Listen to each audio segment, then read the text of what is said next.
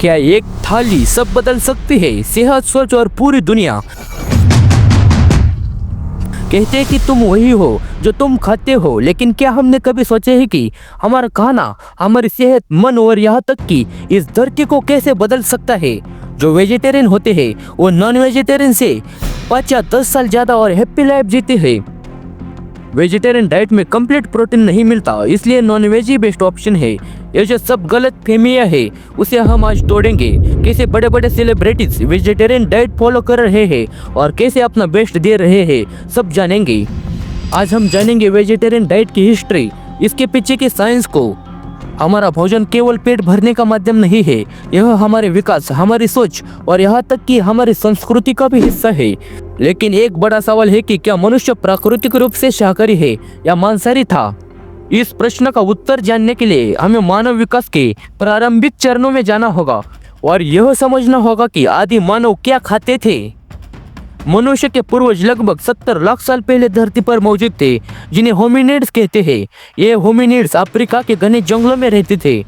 उस समय पृथ्वी का वातावरण वर्तमान से बहुत अलग था।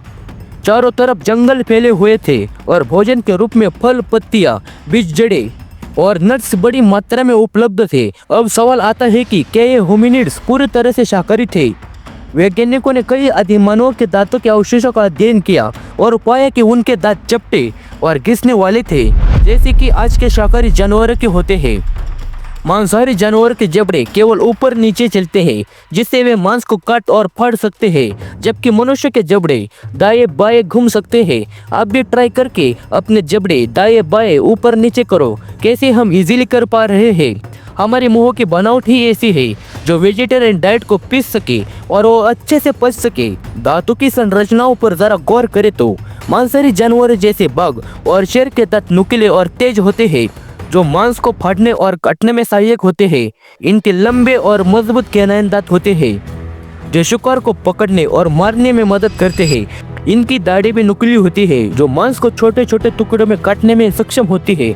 और दूसरी तरफ हमारे दांत चपटे और चौड़े होते हैं। हमारे जो कैनाइन दांत होते हैं वो छोटे और कम नुकीले होते हैं, जो मांसाहारी जानवरों की तुलना में कम विकसित है। हमारे जो काटने वाले दांत होते हैं, जो ऊपर 4 और नीचे 4 होते हैं, जो सब्जियां और फलों को काटने में सहायक होते हैं। लगभग 20 लाख साल पहले पृथ्वी के वातावरण में बड़े बदलाव हुए। जलवायु परिवर्तन के कारण जंगल सिकुड़ने लगे, खुले घास के मैदान बनने लगे। इस बड़े बदलाव के कारण बहुत से फल और सब्जियां दुर्लभ हो गई। अब पेट भरने के लिए इन आदिमानवों को नए खाद्य स्रोत की आवश्यकता पड़ने लगी। तब मनुष्य ने शिकार करना प्रारंभ किया, पर शुरुआती चरणों में कुछ शिकार नहीं करते थे। कई शोधों से पता चला कि आदिमानवों ने पहले से मरे हुए जानवरों का मांस खाना शुरू किया, न कि शिकार करना। हालांकि यह एक धीमा और लाखों वर्षों में घटित हुआ परिवर्तन था। मनुष्य का मांसाहार अचानक शुरू नहीं हुआ था, बल्कि यह सिचुएशन के अनुसार अपनाया गया था। क्या आदिमानव अच्छे शिकारी थे? शेर, तेंदुए और भेड़िया जैसे शिकारी जानवरों में तेज दौड़ने की क्षमता, नुकीले पंजे और धारदार दांत होते हैं, लेकिन आदि मानव में इनमें से कुछ भी नहीं था। अगर इंसान प्राकृतिक रूप से मांसाहारी होता तो उसकी शारीरिक संरचना भी वैसी ही होती ना। पर मांसाहारी जानवर की आंतें छोटी होती है ताकि मांस जल्दी पच सके और सड़ने से पहले बाहर निकल जाए। तो दूसरी तरफ इससे विपरीत इंसानों की आंतें शाकाहारी जीवों जैसी लंबी होती है, जो पौधों को पचाने के लिए उपयुक्त होती है। मांस को जल्दी पचाने के लिए स्ट्रॉन्ग एसिडिक स्टमक की आवश्यकता होती है, लेकिन इंसान का पेट ज्यादा एसिडिक नहीं है। क्या मांस खाने से ही इंसान का दिमाग बड़ा हुआ है? यह तर्क दिया जाता है कि मांस खाने से ही मनुष्य का मस्तिष्क बड़ा हुआ और उसने बुद्धिमत्ता विकसित की। लेकिन क्या यह पूरी तरह से सच है? वैज्ञानिकों का मानना है कि पका हुआ भोजन, खासतौर पर स्टार्च युक्त भोजन ने मस्तिष्क के विकास में बड़ी भूमिका निभाई है। जेन फिलिप्स और रिचर्ड रेंगलहेम के अनुसार शकरकंद, आलू और अन्य स्टार्च युक्त भोजन ने मस्तिष्क को ऊर्जा प्रदान की, इसलिए शाकाहारी भोजन भी उतना ही लाभदायक था जितना कि मांस। क्या आदिमानव पूर्ण रूप से शाकाहारी थे? मनुष्य के विकास के 90% हिस्से में उसका आहार मुख्य रूप से शाकाहारी था। सिचुएशन के अनुसार उसने मांस खाना शुरू किया, लेकिन मांस उसका मुख्य आहार नहीं था। हमारी बॉडी का स्ट्रक्चर बताता है कि मनुष्य का शरीर शाकाहारी भोजन के लिए अधिक उपयुक्त है। आज के समय कई वैज्ञानिक शोध यह बताते हैं कि शाकाहार मानव शरीर के लिए अत्यधिक लाभदायक है, जैसे कि WHO Harvard medical school, American dietetic association आदि ने वेजिटेरियन डाइट को हेल्थी बताया है। वेजिटेरियन डाइट में फाइबर, विटामिन और एंटीऑक्सीडेंट अधिक होते हैं जो हार्ट डिसीज को 40% तक कम कर सकते हैं। रेड मीट और प्रोसेस्ड मांस खाने वाले में कोलेस्ट्रॉल लेवल अधिक पाया जाता है, जिससे दिल की बीमारियां होती हैं। रिसर्च के अनुसार वेजिटेरियन लोगों का ब्लड प्रेशर नॉर्मल होता है, जबकि नॉनवेज लोगों में ब्लड प्रेशर हाई होता है। WHO ने रेड मीट को कार्सिनोजेनिक यानी कैंसर पैदा करने वाला पदार्थ घोषित किया है। ब्रिटिश मेडिकल जर्नल BMJ के शोध में पाया गया कि शाकाहारी लोगों में कैंसर का खतरा 15% तक कम होता है। हरी सब्जियां और फलों में मौजूद फाइटोकेमिकल्स और एंटीऑक्सीडेंट बॉडी के सेल्स को सेफ रखते हैं। वेजिटेरियन डाइट में फाइबर की मात्रा अधिक होती है, जिससे डाइजेस्टिव सिस्टम हेल्थी रहता है। रिसर्च बताते हैं कि वेजिटेरियन में गट बैक्टीरिया बेहतर होते हैं, जिससे इम्यूनिटी मजबूत होती है। वेजिटेरियन डाइट से मानसिक शांति, एनर्जी बढ़ती है और ध्यान केंद्रित करने की क्षमता बढ़ती है। इसलिए बुद्ध भी मांसाहार के खिलाफ थे। हमारे धर्म में इसे तमसिक बताया गया है। रिसर्च में पाया गया कि शाकाहारी लोग डिप्रेशन और चिंता से कम प्रभावित होते हैं। बॉलीवुड के स्टार जॉन अब्राहम शाकाहारी है। उनके फिटनेस और मस्कुलर फिजिक्स का राज शाकाहारी आहार ही है।